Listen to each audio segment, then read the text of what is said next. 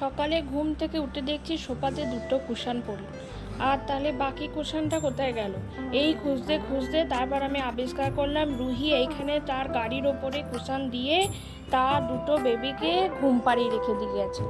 ও যেরকমভাবে হাত তুলে ঘুমোয়, ও কিন্তু ওর বেবিকে ঘুম পাড়ানোর সময় ঠিক ওই রকমভাবেই হাত তুলে ঘুম পাড়ায়।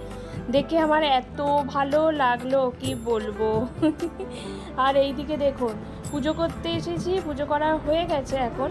তা নুকুলদানা দিয়েছি বলে এসেছে এক নতুন অতিথি, নুকুলদানা খেতে আর কি। তবে টিকটিকি আর কি চেহারা দেখুন টিকটিকিটাকে, আমি একটু টিকটিকিটাকে ফুটে দিলাম আর কি। তাই যাই হোক, আমি কিন্তু টিকটিকিকে চরম ভয় খাই। এখন কেন খায়, কি খায়, কিসের জন্য খায় সেসব আমি জানি না, কিন্তু আমার খুব ভয় লাগে, কেন জানি না। আমার হাজব্যান্ড বলে তুমি টিকটিকিটাকে ডাইনোসর হিসেবে মনে করো।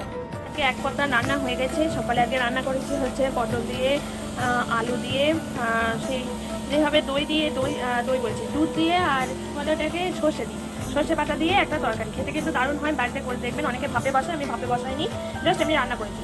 আর এইটা আর বলবেন না, এটা হচ্ছে আগের দিন সে খিচুড়ি করেছিলাম, তখন এই একটু চাল দেওয়া বেশি হয়ে গেছে, মানে দুটো মানুষের জন্য তো একটু বেশি হয়ে গেছিলো আন্দাজটা। তো এইটা একটু তুলে রেখেছিলাম, ফ্রিজে রাখা ছিল, জলটা টেনে নিয়েছে। তা আজকে এটা দিয়ে আজকে আমি আর কি সেদ্ধ ভাত করে খাবো। এই যে তার জন্য আলু ছাড়িয়ে রেখেছি, এটা দিয়ে সেদ্ধ করবো, দিয়ে খাবো।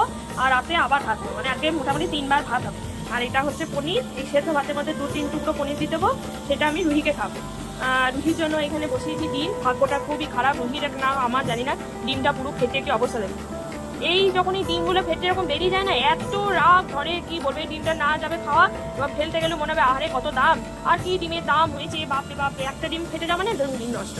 আর এখানে হচ্ছে এগুলো হচ্ছে পুকুরের জন্য, পুকুরের মাংস, মাছ, পা এগুলো করে রেখেছি।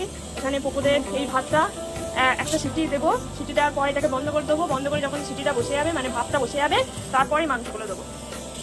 তারপর এই মাংসগুলো দিয়ে আবার 2-3টে সিটি দেবো। এরকম করলে না ভাতটা খুব ভালো গলে যায়।